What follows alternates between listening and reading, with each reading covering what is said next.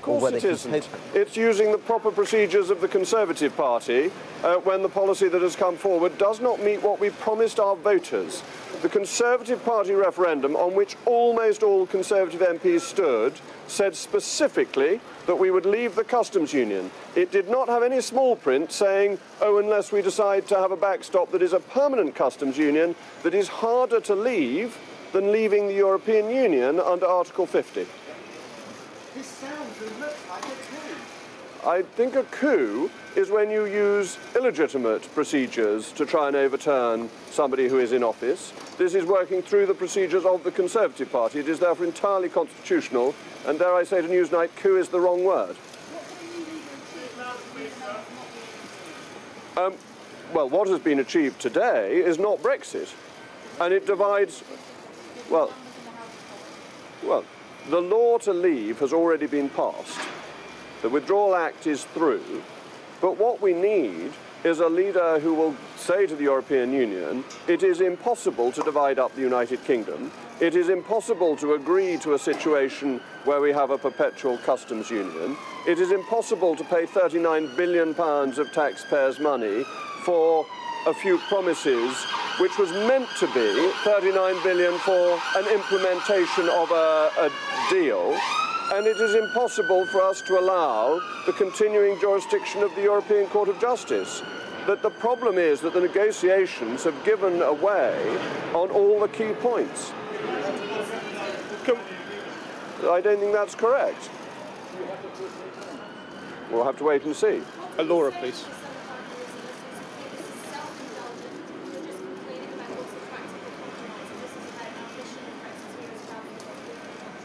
It's nothing to do with ambition of Brexiteers. It is about ambition for Brexit and the country.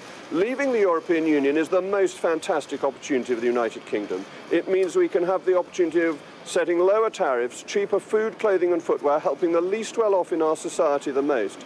This opportunity is being thrown away. If you look at the deal, our tariffs will be set by the European Union, and it would be illegal for us to offer lower tariffs. This is not Brexit. This is a failure of government policy. It needs to be rejected. This is nothing to do with personal ambition. Jacob, would you make a better leader than Theresa May? Ms. One more Ginsberg from speaking. Laura, and then we'll move. Sorry.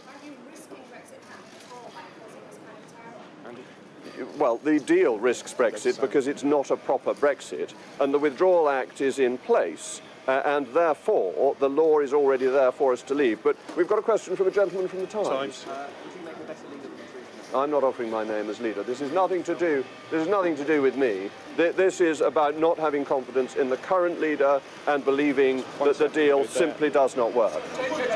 Hang on, Andy Bell, please. What do you say to those who now say that the consequence of this could be that it crashes out of that and all the risk to people's jobs and livelihoods as well? This is a massive risk that you are now seem to be prepared to take. We have heard Project Fear again and again. On and on it goes, but that all the aspects of Project Fear so far have been wrong. We were promised a punishment budget. That never happened. We were promised an increase of unemployment by 800,000 by voting to leave. That did not happen. We trade with other countries on World Trade Organization rules. It takes 6 seconds for goods to be cleared at Southampton. We do not need to trade on anything other than WTO rules. That will be an economic success and will be free to determine our own future. Democracy will win. Hang on, sorry, let's have order. We've got plenty of time. Yes, but Mr. Andy Crick Bell, always gets... Oh, you want to know? You've had a go. Mr. Crick. Who would make a better leader than Mrs. May? The Conservative Party is lucky to be full of talent, and there are many, many people. You asked me that on the stairs coming down. And OK, well, who do you want me to start with? You've got Boris Johnson and David Davis, and you've got Dominic Raab and Esther McVeigh, you've got Penny Mordaunt. You have streams of talent within the Conservative Party who would be very capable of leading a proper Brexit. Jacob, 1, 2, 3, please. Oh, we've got to have the Telegraph. What you say, it must be a leader, not a Remainer, next leader. I think one of the problems was having a Remainer, and that I recognise that compromises will need to be made, but the difficulty with having a Remainer is that people feel the compromises are made in a Remain direction rather than in a Leave direction. Did she offer to go back to Oh, it's too late. You can't write a letter of no confidence. You can't come to a decision that you have no confidence over many, many months and then wake up the next morning and say it was a Dallas-style dream and I never really did it. So, no. My final decision after the Prime Minister's statement this morning, but I'd come pretty much to the conclusion that this was likely once I'd had the chance to read the papers last night. Can you go to Ross and then Rob, please, and then you?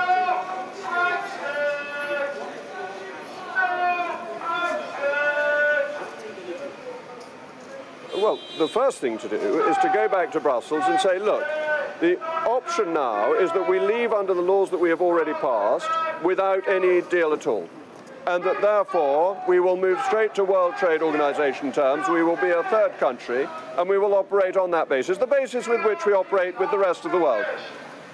Bear in mind, only 7% of the world's population lives in the European Union. So our dealings with the rest of the world are very important. But I think it would be sensible to make a generous offer to the EU, a generous offer on EU nationals' rights in this country, on money for a transition implementation period. So I think there are things that could be offered and it would be wise to offer. Rob, please. To follow up on that, why is the EU going to give you a deal, or whoever your new leader is, a deal that they wouldn't give to Theresa May, that they wouldn't give to Dominic Raab, they wouldn't give to David Davis? Well, I don't think Dominic Raab and David Davis had much say in this. I think we know full well that it was negotiated by the person. It was being run by Downing Street. We know that very clearly.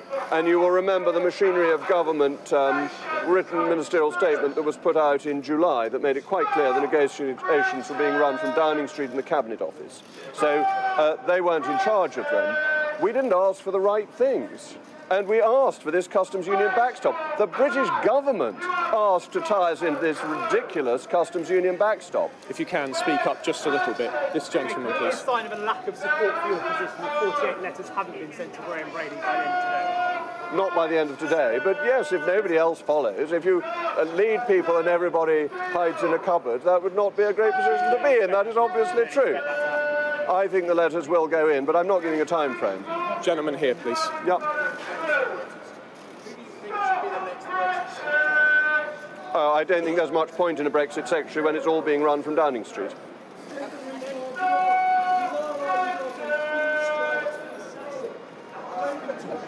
Obviously not. I'm so sorry.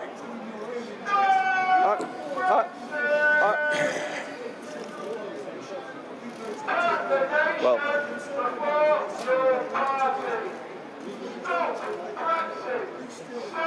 okay. First of all, if you think my suit's pinstriped, you need to clean your spectacles.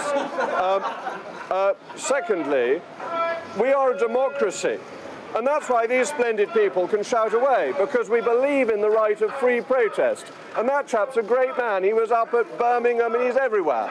And that's what democracy is about. You make your case, and then you have the vote and you accept the result. Many, many people of the 48%, as shown by opinion polls, accept the result even though they did not like it. And that's the nobility of our democracy, and that what we have voted for should be implemented. And the Prime Minister is not doing that, and that is why I have no confidence. Jacob, can you look straight at Chris? Want to get a photo there? Okay. Yeah. How soon can we get a new leader? I think it can be done quite quickly. I think the parliamentary processes can be sped up. And bear in mind, the Conservative Party now has a list of members at Central Office. It doesn't have to go around the country asking who the members are. Oh, not months, but I think weeks. I think it would be unrealistic to do it faster than that. Isn't democracy the right to change your mind? Of course people can change their mind, but how do they indicate they've changed their mind? We have a system. And we know perfectly well that we got this referendum because it was a manifesto commitment in a general election. We then had the referendum, and we then had a general election where both main parties recommitted to implementing the referendum result. So yes, of course, if there were to be a general election and a party were to stand on a platform saying they wanted to reverse the result, that would be democratic. For there to be a cabal, a coup, an attempt to overturn the vote without any of that happening would undermine people's trust and belief in democracy. I think Nick Watt wanted to come in again.